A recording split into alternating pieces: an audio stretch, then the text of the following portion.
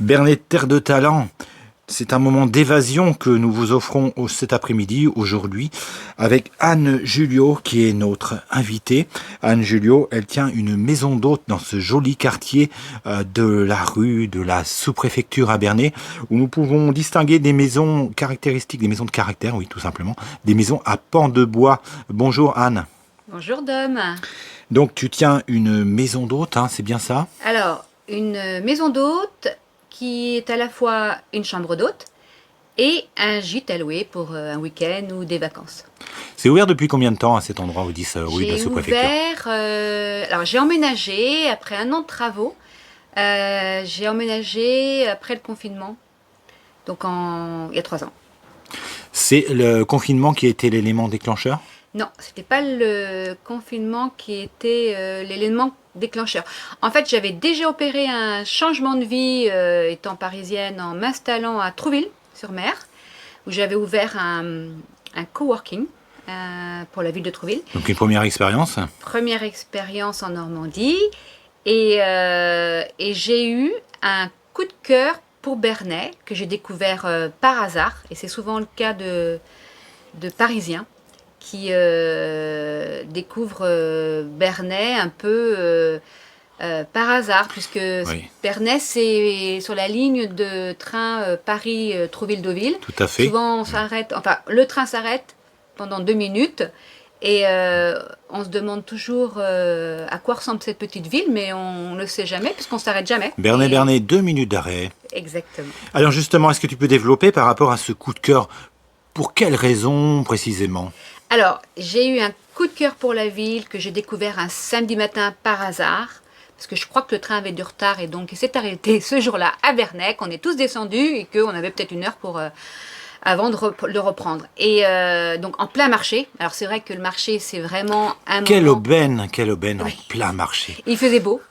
Les gens étaient en terrasse, le marché, et j'ai adoré. Il y avait donc à ce moment-là aussi une ambiance particulière qui se Oui. dégageait de cette scène, hein, de ce marché. Oui, complètement. Parce que je crois que c'est vraiment l'attraction, on va dire, hebdomadaire, où là, la ville est en effervescence le samedi matin. Donc, j'ai découvert Bernay et j'ai décidé d'acheter une petite maison. Au départ, je ne savais pas si j'allais faire maison d'hôte ou pas, mais c'était aussi un projet que j'avais. Et j'ai commencé à visiter des maisons. Et j'ai visité cette maison avec un agent immobilier, on en avait sélectionné 4. Et il m'avait, en fait, moi j'en avais sélectionné 4 et il avait enlevé celle-ci. Et donc j'ai vu les 3 et là, quand je lui ai parlé de la 4e, il m'a répondu non, mais c'est une ruine, on va pas aller la voir. Et j'ai voulu la voir et je suis arrivée près du petit pont, à côté, Et comme tu avais visité les 3 autres avant, avant. c'était celle-ci qui était sur laquelle tu avais flashé. En fait, j'ai flashé sur la rue, j'ai flashé sur le petit pont, j'ai flashé sur le quartier. Et quand j'ai vu la ruine et le potentiel que je pouvais en tirer, j'ai signé dans la foulée. Alors Anne, est-ce que tu penses aujourd'hui, avec un peu de recul, qu'elle était véritablement en état de ruine? Oui, Oui. oui, j'ai des photos qui l'attestent. Donc Oui. il y a eu des gros travaux à Il y a faire. eu presque 1 an de travaux par un artisan d'ici. Il fallait en vouloir aussi si c'était à l'état de ruine pour... C'est ce que j'aime dans les projets immobiliers, c'est Tu aimes de se projeter. le challenge? Pouvoir imaginer, se projeter, et j'ai horreur des maisons déjà toutes faites. Ouais. En fait, c'était une maison pleine de vie. Pleines de vie, de bonnes ondes, et avec beaucoup de potentiel. Ouais. Voilà.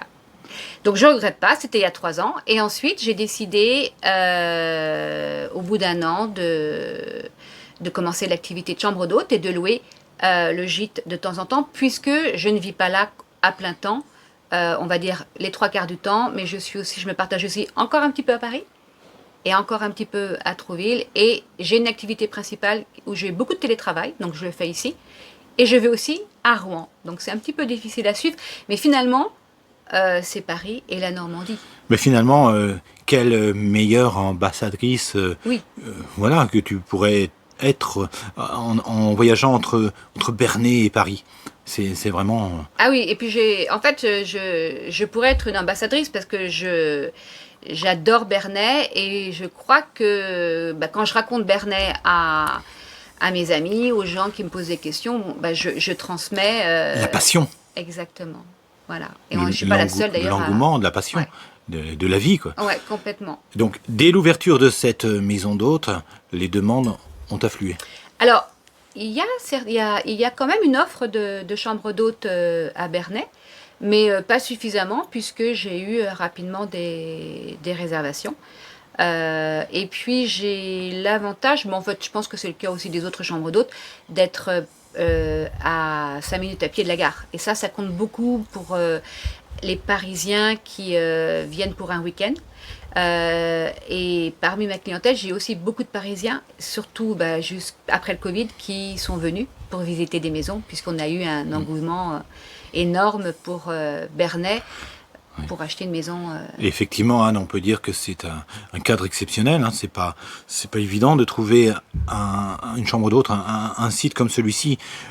Une maison d'hôte, je veux dire, en plein cœur du centre-ville, justement, dans cette ville qui est renommée Bernay, ville d'art et d'histoire. Complètement. Et c'est vrai que j'avais tout de suite vu aussi le trajet entre la gare et ici, à savoir, dès qu'on sort de la gare, 2 minutes après, on traverse le square du musée des Beaux-Arts, on passe derrière la médiathèque, on longe la rivière, on arrive au petit pont qui est très réputé. Alors effectivement, voilà. On n'est pas obligé d'utiliser la voiture pour quand on est ici en tant que visiteur, 1h30 de Paris, touriste. Ça, les Bernayens le savent. Oui. On peut venir en train. On peut venir en train. On peut venir en train, puis on se pose. Et puis on découvre la ville, on flâne, on marche. On découvre la ville. On loue un vélo. Alors moi j'ai des vélos à disposition. Et on a, et ça aussi ça a été une raison de mon coup de cœur, la voie verte, qui est extraordinaire. Ouais. Et moi je la parcours en ce moment tous les jours, en fin de journée. Je vais jusqu'au Moulin-Fouret, qui est un très joli endroit aussi. Je fais l'aller-retour, c'est pas grand-chose, mais tous les soirs c'est ma bouffée d'air d'aller en vélo. Bouffée d'oxygène, le dépaysement, l'évasion. Complètement.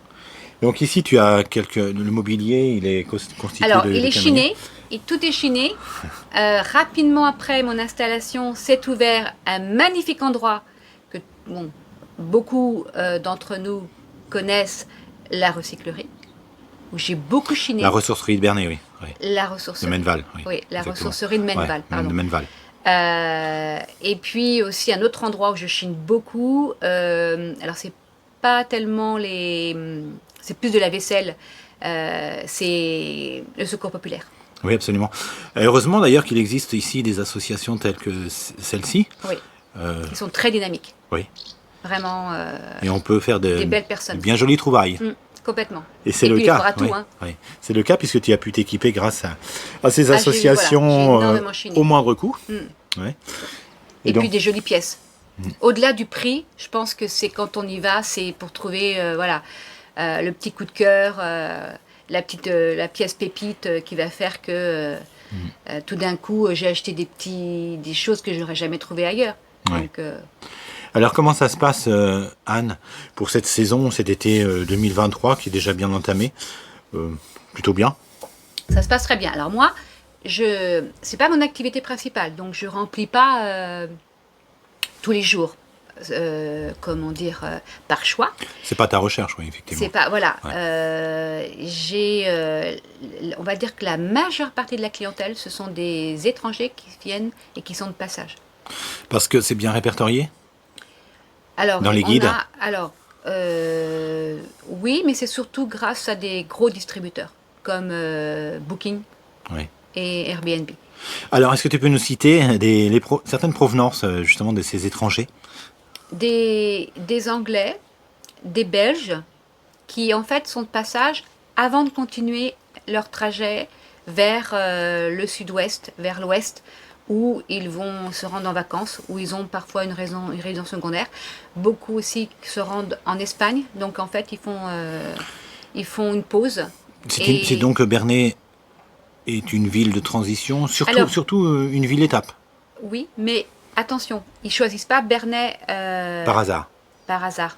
Il fut un temps quand les gens voyageaient, quand ils devaient s'arrêter, ils choisissait la formule économique, on s'arrête sur une aire d'autoroute, enfin pas sur une aire d'autoroute, dans un Formule 1, on cherchait un hébergement, un lit pour s'arrêter, pour se reposer. Aujourd'hui, les gens, ils veulent faire du tourisme.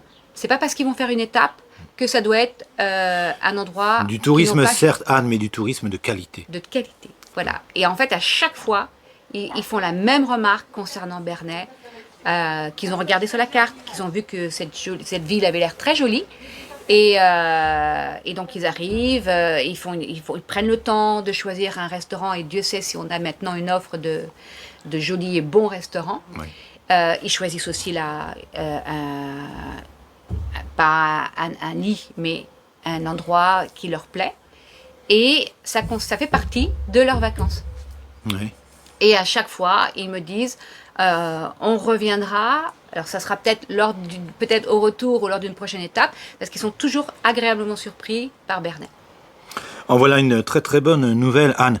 Donc, quand tu parles de chambre d'hôte, il y a combien de chambres à disposition du voyageur de passage? Je n'en ai plus qu'une aujourd'hui.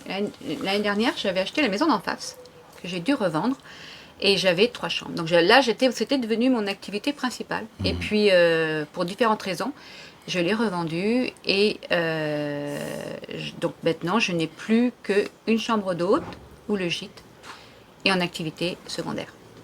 D'accord.